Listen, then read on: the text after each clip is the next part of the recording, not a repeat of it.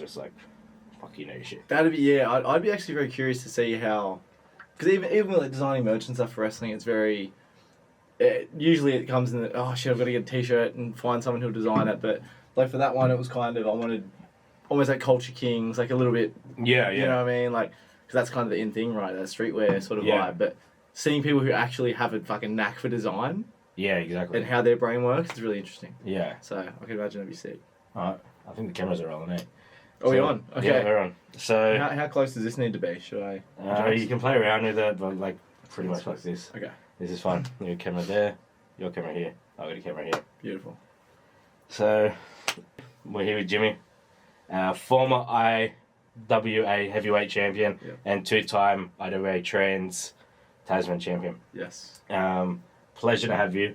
Thank you. Sent you through a questionnaire last week and you came back with some brilliant answers. So thank you for coming on, and it's been a pleasure getting to know you before you go over and make your big break overseas. Yeah.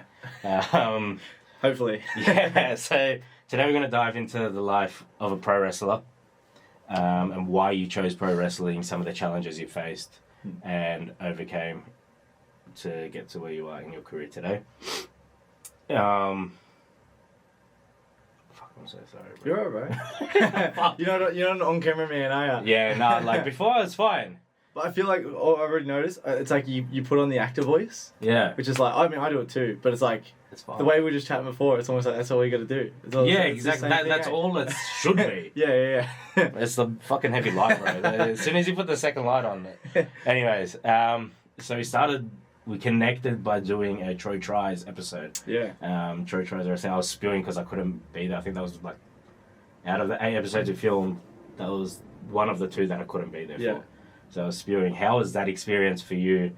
And talk us through like that day. Yeah, that was fun because it just kind of come up out of nowhere. Your cousin Dom is one of my good mates, and that's kind of how I think the connection comes through there. But Troy was a lot of fun. Like, he's a good sport. He tried everything, so got to slam him and give him a big chop. It was good. It was interesting getting to talk about wrestling to someone who knows it but doesn't kind of know it fully. You know, he's like not a massive fan. So it was interesting trying to break it down for someone from an outside perspective. Yeah, cool. Yeah, that episode, I watched it before we released it, and that was probably one of the better ones from the season. I did.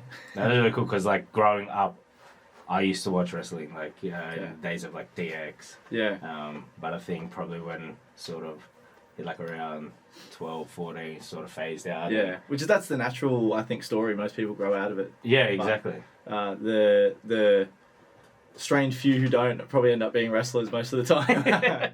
Yeah, so that's going on to our first actual segment. The foundations you lay for your success. Like, you said in the questionnaire I sent you earlier that you faced challenges earlier on in your career, like around 14, 15, like not being able to, like, I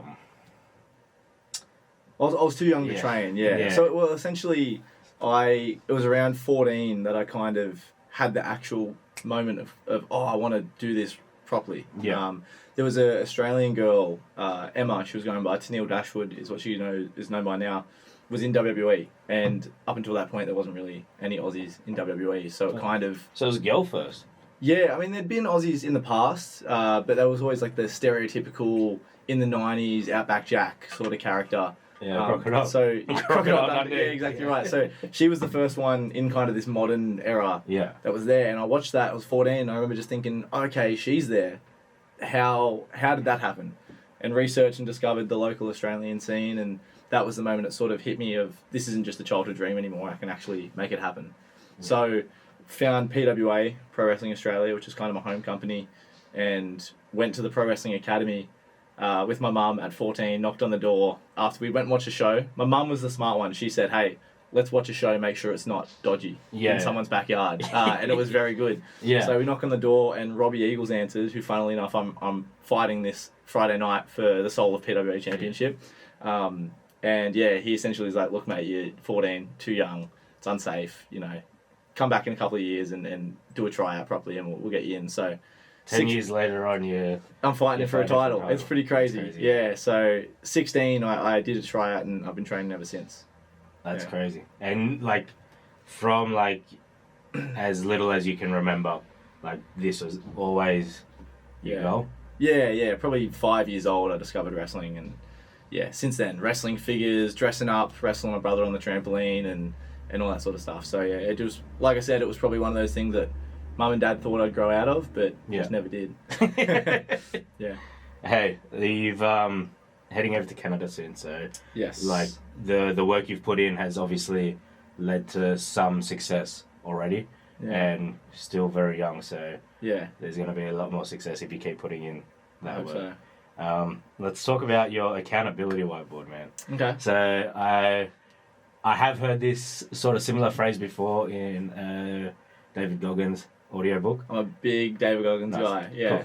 Nice. So I've never read any of his books, but I've listened to them. Yeah. So I'm not a big reader trying to get into reading. That's fair. But so that was something which I've got it highlighted in red. You can see. So that stuck out to me, and I was like, okay, we've got to talk about this. So talk me through, like, why did you start doing that, and like how did it come about, and like what benefits have you seen from that? The first iteration of it was, I think I purchased the whiteboard, wanted to start doing the organisational, kind of get my head around life as anyone does. But there were a few things. I was around mid 2023 that I first started it because I wanted to really improve on my promos with wrestling. Yeah. As well as obviously just keep myself accountable, gym, diet, and what were the four? It was gym, diet, gym, calories, promo, and wrestling training. They were my four. Like every day, I had different color textures, and I'd tick if I had done those things that day. Okay, so and that was just to keep myself accountable. Of I want to practice promos every day. Get a phone out, talk some shit to someone, or promote a show, whatever it was, just to practice. Don't post it, just do it for practice. And every day would just tick off what I did. So then at the end of the month, I could actually see the effort I had put in tangibly in front of me. Yeah, 100%. And it kind of played on the mind of like, oh, actually, I didn't go to the gym as much as I did last month. And then it was kind of like looking off numbers and statistics. And I was always just a nerdy kid, loved school. So I think numbers and that sort of thing helps me motivate myself. Yeah, 100%. And then over time, it's just kind of grown into, on that border, right? Like my weight every day. I work with like a nutritionist that helps me keep track of that sort of thing. And I've added more things into it that I essentially want to make daily habits. So whether it's 8 hours of sleep.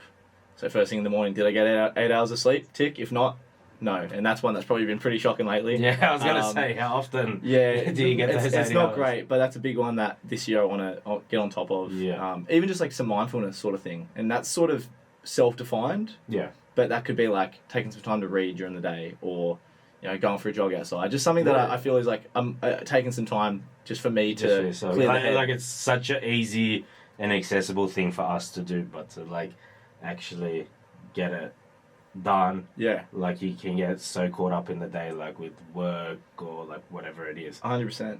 Like I'll even classify mindfulness sometimes as like an hour of playing Xbox at night, because very rarely do you get the downtime to actually do it. So and I feel like if you are doing that, like I know before, like myself, I used to play like FIFA heaps. Yeah. Like, and that was like really the only time my brain would switch off. Exactly right. Because like you're dialed into the game. Yeah. Bro, like I imagine you're the same running the business. It's just like you constantly thinking, and if you have that downtime, you almost like, oh shit, okay, I wasn't working hard enough, and then you almost regret that downtime. Exactly right. So I think I just kind of had that as every day, if I can, something that's a bit just improving mental health, mindfulness, de-stress, that sort of thing. So nice. Yeah, and that whiteboard's just kind of grown into a bit of a habit since then. Yeah, sick, amazing.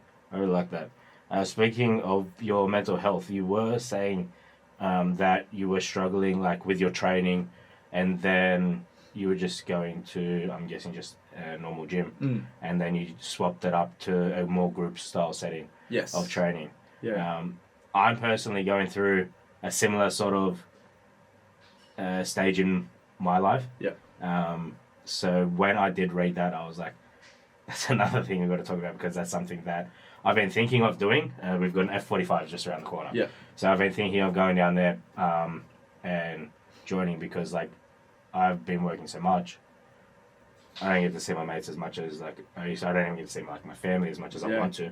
I have a son, as you know. So like just to get that in, it's like a 45-minute session, and you're in a group setting, so you get that social aspect of it, which you were saying. So talk us through that change and how vital that's been in the past. Yeah, I like that's a real problem I think with society these days, and like social media and phones doesn't help it because it's just like you feel connected to people, but there is also that but like distance, right? It's one of those things where you're so connected that you're not connected at all. Exactly right, and I think I was in a period where I was just sort of a bit over your stock standard hypertrophy bodybuilding training. I'd been doing it for long enough. Was maybe plateauing, wasn't super happy with my results anymore. And I was also in that time of like, I just felt social life wasn't as strong as it should be. And it was all just a recipe at that time of like, okay, I need to make some sort of change in something. And literally next door to the Pro Wrestling Academy is ATG HQ is what it's called. And I had seen people doing laps of the building and running. And so I knew there was I thought it was CrossFit or something like that. And then I researched it one day and just had a look, and it was actually strength and conditioning training. And a lot of the boys that run it are ex-footy players. So it's very structured, like almost what a footy team would do in the gym. And that really appealed to me because I think that style of training is always like, it just interested me. And I think that would almost be a field that I'd almost look into outside of wrestling myself, like working in that environment or something. So I went and just did a trial, and I loved it. Like just meeting new people. And I think it really fills the void. Like I imagine you grew up playing soccer. Now you don't anymore, and that team sport vibe isn't there. 100%. That's like really something that if you experience it as a kid and you don't have it, I feel like you can feel the void. I played like football up until like I think I was 17. When I was 17, I was playing all age. So and then after that, I just stopped playing because of work. And then I actually played last year. Which was really good. Didn't get along with half of my team. And that's a problem with like adult sport. That's bound to happen. People come from work afterwards, they're stressed, they're all angry. But we won the comp, so and it was a great season. That's good. Everyone's happy at the end then. That's it. But it's like that there's nothing really like going somewhere on like a weeknight and you're just with a group of people who are all trying to push each other to lift heavier weight, or just go one more 100 meters on the run, or whatever it is. Just do better. Just push it. It's like it's a good vibe where no one's giving up, everyone's pushing each other. It's like when you like just discovered sort of the gym and lifting, and you go to the gym with one of your mates. Exactly right. Like, fuck it, it's a mad session, let's fucking go. And that's you're there for like 2-3 hours. Training on your own, it's very easy to half-ass it. I can't be bothered tonight. Whereas then I've got a couple of the boys at the gym going like, nah, brother, chuck another 10 kilos on there. And exactly. Okay, I got it now. Like, I'm not bitching. Like, so that's been really, really good for mental health, fitness, all just everything overall. Nice. And you say that maintaining like your effort through dips has helped you, and like you believe if you maintain it to a certain extent, like obviously the dip's not going to last forever. How do you push through those harder times to get to like, I'd say the better time? I find this has been something I've only encountered the last like year and a half. I think the youthful ignorance carried me through a lot of the first like couple of years of my wrestling career. Just being like so oblivious to the world and like everything's sunshine and rainbows, and then you just become an adult and you find out that life's a bit harder than that, and there's a lot of stresses on your plate. So that's something that I've experienced, and I haven't worked it out alone. Like obviously having a lot of people around me. As I said, I work with a nutritionist. Progress 365 is the company. He's a wrestler over in Perth, Marcus Pitt. Okay, cool. And how'd you get in contact with him? I've met him in the past, like through traveling, and know him through the wrestling community. So I reached out to him because I thought having a coach who is a wrestler would be helpful. Having that kind of like I worked with a bodybuilding coach who was great, but there was a little bit of difficulty with just bodybuilding schedule and wrestling schedule. Two different things. So having a wrestler specific kind of know what I'm going through, and he's been really good at kind of flipping my mindset. I was always someone who was very all or nothing, right? If I like a day of eating and I go out for brecce and I have a dessert with the missus or something, I'm like, the day's over. You know what I mean? It's like, I'll start tomorrow. And I think a lot of people fall into that. I'll start on Monday, which can be helpful if that's your motivation. I'll start on Monday, but then if you do that every week and your weekend's shocking, then never stop. Exactly right. So it was just learning to appreciate the consistency of if there's say 10 things in a day I want to do, you know, if it's protein and calories and sleep and as I said all those things on the whiteboard, if I tick 6 out of 10 of those things, 7 out of 10 of those things, that's still a win, and that day still was successful. Yeah. Even if I didn't get to the gym, if I did everything else, I can't really beat myself up too much about it. Yeah. And I still made a step forward. And I think that has been very helpful to keep me going. It's like when the motivation dips, I can't be bothered going to the gym today. Well, at least if I do everything else, I can kind of take that moment to maybe have a night off and rest, but then I'm still not losing the progress. Yeah, 100%. And so when you get that wave of motivation again, you're not starting from zero because you've kept going all the way through that. Yeah. That's I don't know what I was gonna say. But that is very true. Yeah. That is very true because like those dips do come and go. Yeah. Some can last like a day, 2 days. Some can last up like a few months. Yeah. So I think like pushing through and like you said, ticking them off. And if you're only getting 7, say out of the 10, like you're still going in the right direction. Yeah, it's still a win. It's still a pass, you know. Yeah, 100%. So we've just answered like my next 2-3 questions for that. Let's go on to dive into like pursuing your dreams. You said this quote, I highlighted in green here, because this is like, if anybody knows me, they say like, this is exact something I would say. Yeah. So I'm just going to read a word from word for what you said. That pathway of school, uni, 9 to 5, house, kids, work, retire, it never appealed to me. I wanted to follow whatever calling I felt in life. This is where the wandering soul, Monica, was delivered from. Yeah. That is like a lot of people, majority of people, live and do that life and aren't happy. Yeah. Because they're not chasing their dream. Yeah. And as we say, it's up there, every dream is possible. Yeah. So I love that, like, not only that that's in there, but you can see that, like, just from knowing you over the past 6 months, like, you can see that you live and you walk that life. Yeah. So talk us through, like, what's being, like, how has life been from, say, like, 18 till now pursuing that dream? Yeah. I mean, like, and that's not to say there's nothing wrong with our life, and if that's what someone wants to do, right? 100%. I think some of us just aren't programmed to necessarily want that in that order, you know? Like, and I think some days I'd love to work a 9 to 5. Oh, yeah. Yeah, it would be easy. Like, yeah. But I think I just never... I don't know, I think sometimes, and this maybe just shows how I'm wired, and I imagine you're the same, sometimes people will come up to me and be like, so taken aback or so like, man, you're like moving overseas for wrestling, that's crazy. That's what. But for me, it almost just seems like the obvious next step. Yeah. It's not like a big wild thing that I'm doing in my mind, because it's just like, oh, this is what I want to do. This is the next step to do what I want to do.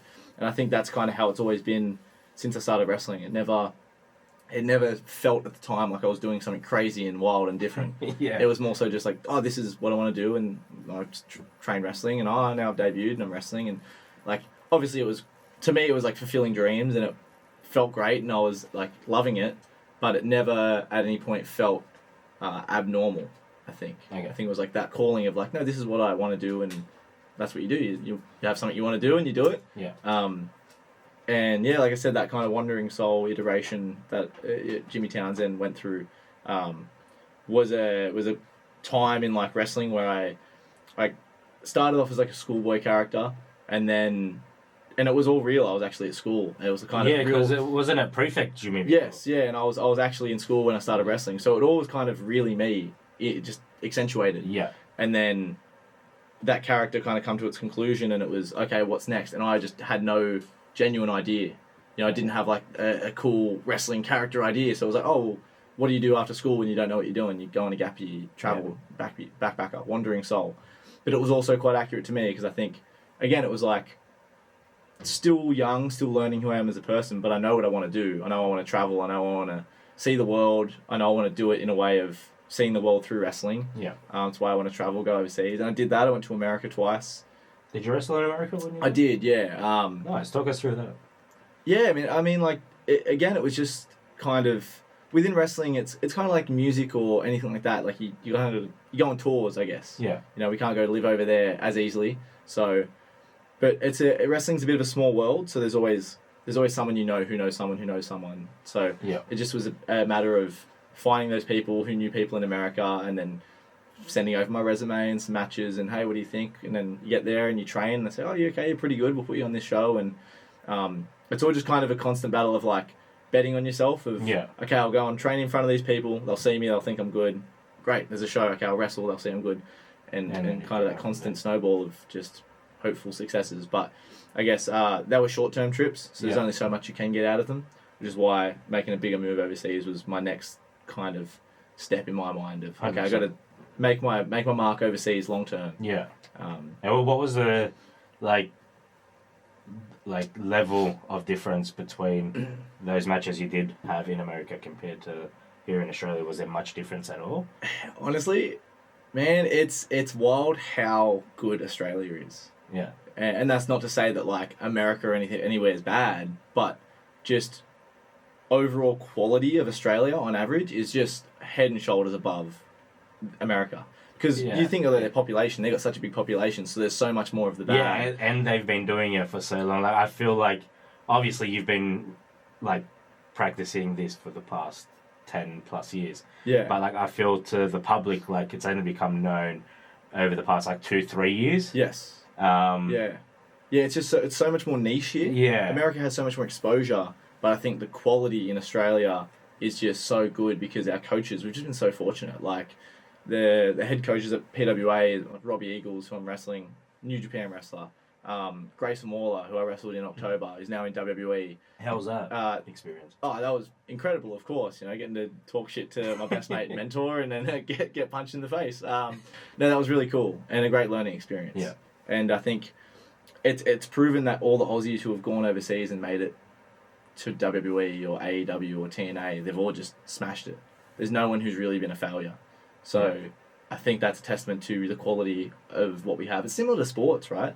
Australia's always we're always there. Yeah, the Olympics, we're always there. In every sporting competition, we're there because we've got that in us where we can compete. And I think it's like going back to we just keep like pushing. Yeah, we don't give up. We don't take ourselves too seriously to the point that it kind of we get caught up in our own ego, which I think can happen with maybe that American, like, I don't know, they've got that bit more pride, and I think sometimes that can trip them up, if that makes sense, in their culture, whereas Australians are just like, we kind of humble ourselves and keep going. Yeah, I think we're a bit more laid back as well. Yeah, exactly right. So, moving on from that and going on to something that we touched on before in your earlier career. Yep. Not being able to obviously go train at the age of 14 when you wanted to. From that, did you go off and say, all right, I'm going and train myself and then come back? Or, like, talk us through that, like, 14 to 18 period. Yeah. I went and played sport. I played a bit of everything growing up. I played hockey those last couple of years, field hockey. Just, like, keeping fit. And I guess it gave me time to mentally prepare. And I think that helped me because obviously coming in at 16, there's maybe a maturity difference, but I think that's never held me back. I think I managed to keep up maturity-wise with everyone else because I think I went into it knowing what to expect, I guess. There's a lot of information out there about what wrestling is, and it never, like, as a kid, people kind of find out that, it's choreographed, it's scripted, it's this, and it turns people off. But I loved that. Like, I kind of learnt that, and it made me more fascinated with how it all works. So I kind of already started training with a pretty solid idea of how everything worked, how it as a business operated. Okay. And so I think that helped me come in at 16 and not get completely run over by all these people who are in their 20s, you know what I mean? In terms of maturity and social networking and how that sort of works.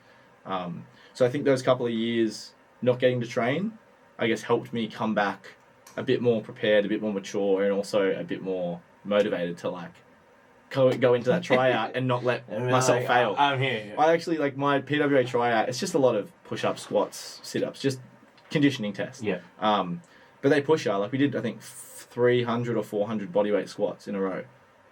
Yeah, and I after those, I went and spewed in the bathroom and then come straight back and did more because I was like, oh, I need to make this. This is what I want to do. Yeah. That's crazy, man. Yeah. That's crazy. And, like... I mean, we're going to be a little bit crazy. We're getting slammed on the mat every week, so there's a little bit of craziness in us, you know. Does that stuff hurt? Oh, it doesn't. Like, obviously, yeah, would it tickle? I mean, you learn how to break fall and you learn how to roll and control your body weight, but, you know, it wears up. Like, I had a couple of weeks off recently, and then had a match on Saturday night, first one in about 4 or 5 weeks, and I woke up the next morning and I was like, oh, my neck's a bit stiff, and okay, that's actually... your body kind of calluses to it, I guess. Yeah. Similar to martial artists, like they can take a punch.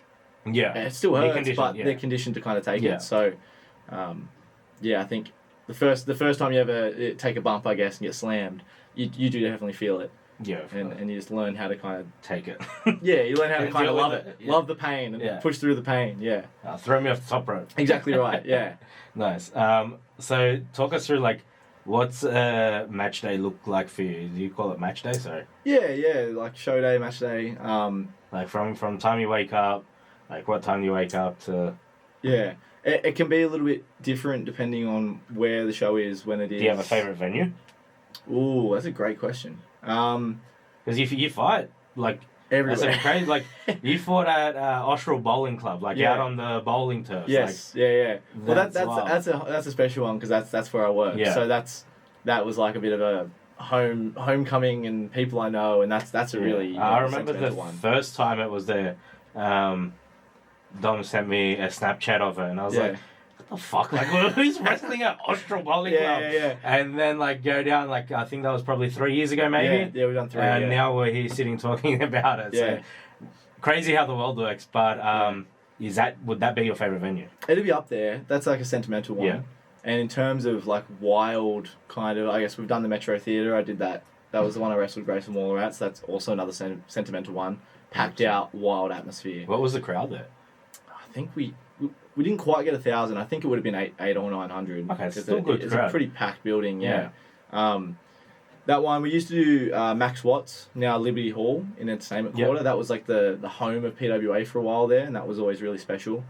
I think the wildest venue I've ever done was we went to Melbourne with a band called Private Function, and it was at the Forum in Melbourne on like the main strip. Real old venue. The stage has like the cool castle-looking outlines and whatever.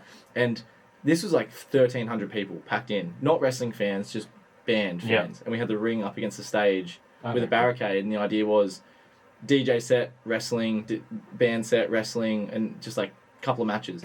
And I got to be the first wrestling match to go out there against a guy Slex, who's like a legend in Melbourne. Yeah. Went out there, and this crowd was rabid. Like, they had rabies. It was wild, man. Like, we did the first, like, a shoulder tackle. Very simple wrestling move. They lost their mind. 1,300 people. Yeah, because the energy would have already been up from the band. Yeah, and they don't know wrestling. They're drunk. They're like, this is the wildest thing ever. Yeah. So that was probably the wildest I think I've experienced. That would have been great for a spectator, eh? Oh, yeah. Like, what a night that would have been. Yeah, unreal. That's really cool. And talk us about, like, your move to Canada coming up. So how did that come about? Because we haven't had the chance to actually go into depth about it. Yeah. So how did that come about? And where exactly will you be fighting, and how can people keep tabs on your journey pretty much? Because I think you got a few fans out there. Yeah. So I think after the 2 America trips, I obviously got the bug for wanting to go overseas. Yeah. And was that your first time overseas? Yeah. Okay. Yeah, I went by myself both times. Whereabouts in America did you go? I went to, Boston was the main place, which I fell in love with Boston. Okay, my favourite city in the world. It's unreal. Went to Orlando, because that's where Grayson is based, NXT. Also, a lot of the WWE guys are there. Got to hang out there, catch up with him. And then Dallas and LA for WrestleMania each year. Nice. So, yeah. What's WrestleMania like? Oh, as you can expect, it's unreal. It's like the Super Bowl. It's like the NRL Grand Final. It's just like biggest event of the year. It's wild. So yeah, kind of got the bug for traveling. Always had it in my mind if I want to go overseas. And I think for It's kind of hard, right? Because there's two, like within wrestling here in Australia, especially at PWA, we're really trying to build within Australia and mainstream media here, and I really have faith that it's going to happen. Like the growth we have, the connections we have, we've got like a partnership with the West Tigers, we've got like a partnership with the music label, we've got all the recipe for these things to build over time. I think the addition of WWE to Netflix and really making that accessible, I think that's great timing and an alignment for PWA. Yes, and the kind of specific, we've got that Australian culture, real fun characters, that unique kind of flavour, which isn't just a rip-off of American wrestling, which is what I think Australia always was, like back in the 2000s, it was always copying what was on WWE. Yeah. Whereas now we've got a really unique own entertainment product. So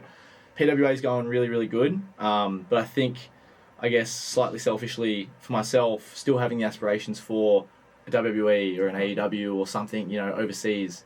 I'm at an age where I think I need to kind of take that gamble now rather than when I'm a bit older, and it might be a lot harder with life commitments and things like that. So it was around, we had Elimination Chamber here last year over in Perth, and I was fortunate enough to be able to go over there, be backstage and kind of get to sort of see it all from behind the scenes. And that was like really eye-opening, because it was one of those things where you're so close to your dream. Yeah. It's kind of like, you just touch it and you get to see it, and it's almost that, okay, that was cool. Anyway, move on. Life moves on, back to work. And I was like, nah, I wanna back at Australia. Yeah, no, I wanna go see that again. I wanna get closer and closer. So Canada was the obvious option because it's in North America with those North American companies where it's all happening. They oftentimes do shows in Canada. There's a lot of crossover. And with the Commonwealth and the visa thing, we can get a work holiday visa over in Canada quite easy. Yeah. So I can wrestle legally, all that sort of stuff, work, support myself. And yeah, so we just kind of picked Canada, got the process running, and we're like, okay, let's do it. Are you taking your partner with you? Yes, yeah, we're going over there. Yeah. So she's very supportive, and just going to be based in Toronto. And then see where the wind takes us, really. No plans, really. I heard it gets cold over there, right? Oh, yeah. I mean, it's funny. I say I don't like the summer. I'm like, it's too hot. Like, I love the cold. And then the other night it was a bit chilly, and I went, don't know if I like the cold too much either. Well, let's check what the weather is in Toronto right now. Oh, man. It's probably sub 10 degrees. My cousin actually moved there for a working visa. Yeah. It's 1 degree. 1 degree? 1 degree, yeah. That's a couple of hoodies, a couple of layers, yeah. So, yeah, my cousin moved there a few years ago. She's back here now, but she absolutely loved it, but she couldn't handle the cold. Right, okay. She was telling me that they have, especially during the winter, they have, like, pretty much an underground tunnel system. Yeah. So, which is, it's crazy, in my opinion, but... Yeah. No, I think, the cold's going to be hard, but from what I've heard, not a single person has said that Canada's bad. Like, everyone who's been there is like, Canada's amazing. Yeah. People are amazing. So it is on my bucket list. Maybe we'll come over and watch a fight. Absolutely. That'll be amazing. Yeah. Moving on to our last sort of segment, if you want to call it. Yep. Advice and motivation. So you've achieved quite a bit of success. You may not think so, because you know me too well. I've had that from people, and I'm like, I'm nowhere near where I want to be. Yeah. So, in my opinion, in this short amount of time, you're only 24. You're moving overseas to wrestle in like a top country that's got direct connections to WWE. So that's short of like non-success. Yeah. You're killing it, bro. Thank you. I appreciate it. You're absolutely killing it. How do you embrace like mindset, and what mindset do you embrace to like have pushed through all these challenges and setbacks and keep going? Yeah. Because like it could have been easy for you at 14 when like they're like, no, you're not old enough to come here. You could have been like, these dickheads, like I don't want to go back. Like a young 14-year-old like is quite like you're going through all sorts of shit when you're 14, bro. So they're like, no, like fuck you, I'm coming back. I'm here. Now you're going overseas to like pursue the dream, and I surely believe like you're gonna be in WWE one day.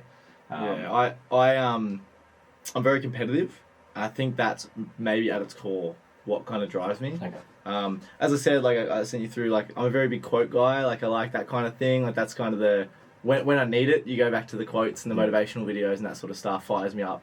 But I think at its core, that competitiveness and I guess the confidence that like I can kind of outdo everyone else. And I guess it's not in the sense of like trying to bring other people down to get ahead. It's more so just the constant chasing, that David Goggins, uncommon amongst uncommon, like that constant sort of, I want more, I want to level up. I've always loved, I think the way I always sort of saw it was the idea of the people you look up to becoming their peers, you know, like it's kind of, there's like almost 3 levels to it, right? Like you kind of get that first acknowledgement, you know, where you might meet someone on backstage at a wrestling show, someone I grew up watching, and it's kind of like shake hands, they know who I am. Yeah. And then there's more like that acceptance of like we're peers, like you have a conversation. We're bumping shoulders and we're like maybe wrestling each other on the show. And then there's like the next level of admiration. And that's like the level of now those people might look at me and be like, man, like you're doing really good work. And that's really where you get like the shit, okay, that's cool. Like 100%. I've done something there. And I know it's a double-edged sword because it is external validation, which can be dangerous if you're seeking that out constantly. You need to obviously be happy within yourself, but it is also, it's tangible. It's like, oh, that person I look up to now respects me and kind of has given me some sort of like, oh, wow, like I'm doing good work for them to say that I'm doing good work. Yeah. So that's really cool. And I think the competitiveness, like I said, that's what's always driven me. You know, being 16 and starting wrestling and everyone else is in their 20s, it's almost like that, like, I'm going to be the best in the class and I'm younger than everyone. Yeah. I want to be that guy. What was that like at school? I was really successful at school. That's it's funny enough. So I got a 95 ATAR. Wow. That was because I was like, I want to be rank 1 in every subject, you know. And I was very fortunate. That's like competitive. Like I picked up school very easily through primary school, which obviously built that foundation. But when it comes to like year 12 and there's ranks, I'm rank say 1. Less, you know. Ranks. I'm coming for rank 1. Yeah. And I think that's actually partially why I didn't enjoy uni that much. Like I started uni and dropped out after a semester. Obviously, physiotherapy. Okay. Obviously, wrestling was a factor. I wanted to pursue wrestling and didn't kind of want to split my time. But I think also the idea of going to uni and literally no one cares and everyone's just like, oh, just get a pass, like P's get degrees, and I was like, I don't want to study. Who am I competing with? Like this isn't fun anymore. I almost like didn't feel that competitive spirit. So wrestling, there's only X amount of wrestlers who can be on a show. So if you're not booked, it's like, oh shit, okay, I got to work out harder, get a better looking body, my wrestling's got to be better. There's kind of a reason to be competitive. Yeah, 100%. Yeah, that kind of keeps me going, I think. Nice. And just talk us through, like, you did say in that questionnaire I sent through, like, you reflect a lot on your future self. Like, deciding whether or not if your future self would look back at you with regret or nostalgia. Yeah. Talk us through, like, that, get a bit deeper with that. Yeah, that was a really interesting quote that I heard on a podcast once, and I think it kind of, like, it hit me hard because it might have been the point where I think I was like at the gym and I was like half-assing it because I couldn't be bothered. And then it's that at the end of your life you're going to look back on everything you did. Yeah. And it's going to be either like, oh, I should have done that, or it's going to be like, oh, I'm glad I did that. Yeah, exactly. You know what I mean? And even if you do it and it doesn't work out the way you think it would, or it completely fucks up. Yeah. Like at least you can say, I gave it a crack. Yeah. You got the stories to tell your grandkids. Yeah, you got exactly. Yeah, like, you know, I don't know, like, as we said, that not wanting to do the kind of mundane, stereotypical kind of path of life. Yeah. At least that's the way we kind of feel about it. And I think I wouldn't want, like, if that's the way we feel truly internally, then you'll get to the end of your life and you'll know that that's the way you felt through it. You know what I mean? If we were to go that path. And then you kind of look back and go, that's not necessarily what I wanted to do. Yeah. Whereas I want to be able to look back and go, I had a crack and I really enjoyed that and got to kind of chase my dreams and have a crack. And if it didn't quite get there, I had a good go at it. And that's where I think moving overseas, for example, for me was like, if I never made the jump of, okay, I'm going to bet on myself overseas long term, then I'd always know that was something that was a door I didn't open. Yeah, 100%. So, yeah, I think I do like thinking about that whenever you kind of want to give up, or whether you have those moments of those dips. It's like, well, I could, but I'll look back on it and I'll regret it. And do you have like anybody or a few people that help you through those dips, or that you surround yourself to avoid having such long dips, I'd say? Yeah, no, of course. Like, obviously my girlfriend is naturally going to be the biggest supporter. Yeah. My mum and dad are also great. Like, they've been super supportive. My mum especially. I live with my mum. She was driving me to all the shows early days, and so she's like big believer in me. I'm very fortunate with the people that are around me, but I think it's kind of hard. It's like I've got all these great friends and family, but as you would know, like internally, like you can get told you're doing great, but in your head, if you're telling yourself that you're not, that's the biggest demon to overcome, that devil on the shoulder. So, it's like I guess I have great people around me, and it's trying to use them to kind of help that internal voice subdue and believe that people are actually supporting me and they believe in me. Like, I think that show where I wrestled Grayson was a real big I think you hit milestones, right? Like, I think that's that's probably from, if you take like an outsider's perspective, someone who doesn't know you and just a general wrestling fan, if they see one of Australia's own wrestlers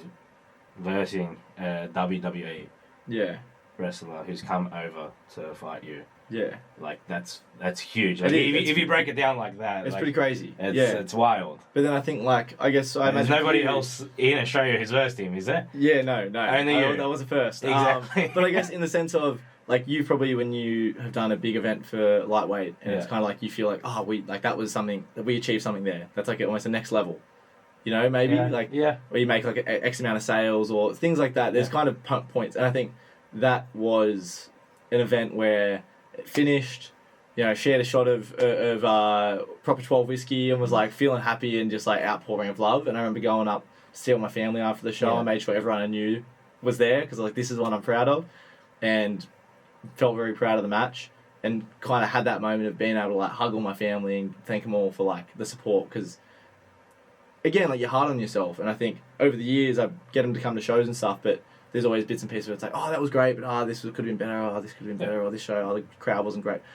So then this one was like, no, I'm like, thank you for the support, because that's what got me here. Yeah. You know, like, got to say that to each and every person, all my mates, and, you know, like, you would know you miss out on mates' birthdays because you're busy with work stuff, and kind of like getting to then show them maybe the results of that. Yeah. It doesn't make up for it, but it's almost like, I'm glad you can see I've been working towards something that's this. I'm not just like hanging out at home. Yeah, exactly right. And then that kind of brings it back around to, these are cool people that are in my life that are still supporting me.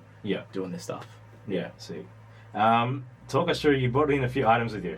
Yeah, I thought it'd be a bit of fun memorabilia. I've got no titles anymore, unfortunately. But you've got plenty under your name though. Well, yeah, exactly right. I brought, that's a bit of fun, the old WWE spinner belt. No. But I brought... I'm sure plenty of listeners would have had that in their childhood. Yeah, I know I did. My brother's probably cracked that over my head a few times, and I can vividly remember one of my childhood friends would used to put a belt on top of the old aircon units. Yeah. They used to sit... Big ladder match? Yeah, so we'd do a ladder match, and one day I tombstone pile drive at him. Oh, and no. Mind you, we're probably 5 or 6.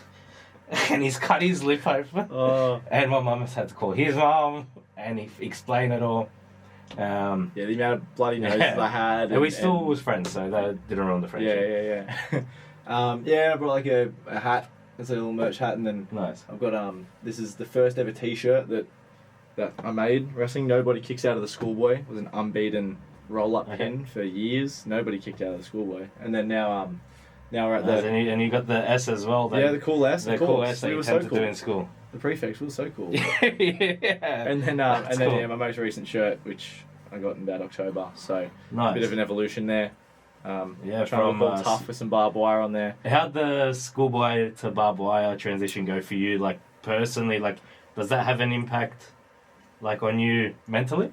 Over the character development. Yeah. It kind of is, it's weird because I don't consider myself maybe a super creative person. Yeah. I think I struggle. I get that writer's block when I try and think of creative things. Yeah. But it kind of comes naturally through evolution. Like I said, we left that and moved into, I was the backpacker, Wandering Soul. And then I moved into a tag team with Mick Moretti, who was one of my coaches. One of the most creative, wacky personalities you've ever seen. And he was kind of doing this real Joker-inspired, you could say. The rapscallion, he'd wear the face paint, and he was real wacky. And I was kind of this lost soul. He was moving into a bit of a gypsy kind of, the guy you'd see in the woods and you wouldn't go near. Yeah. So we just kind of naturally come together. Okay. And the idea was the Joker and the Thief. And he kind of took me under his wing. I was like the pure good guy. I would never break the rules, wouldn't dare cheat. And he's like, no, this is how you do the job. Like, play smart. Yeah. And that was kind of the evolution from bright-eyed young backpacker to like, no, I can win matches and I'm willing to cheat and play a bit dirty. Yeah. I'm from Western Sydney. I can, you know what I mean? Like, I got some inspiration there. So, nice. Yeah, and that's kind of where I'm at now. And you know, I can kind of take that to Canada and show them a bit of that Western Sydney inspired, you know, the Thief, but with still that Wandering Soul, travelling spirit in there. So it's a nice little mesh of... Go still all the titles over Exactly right, that's the plan. Anyways, man, well, I think that will do us for today. Sure. Thank you very much for coming on. First guest of the Foundation podcast. I appreciate it. And it was a great episode, I think. Thank you. And thanks for having me on the lightweight team. Like, I genuinely actually love the gear. I was always someone who would just go to Big W and get the cheapest stuff because I didn't want to invest in anything. But, like... it's good. Thanks, and I appreciate the gym fits too. It makes me look good in the gym. I really appreciate it, bro. And loving the content as well. We'll team up for some merch, I think. That'd be great. Yeah. 100%. Anyways. Thank you, mate. Enjoy your night. Thank you very much. Beautiful. 50 minutes. 50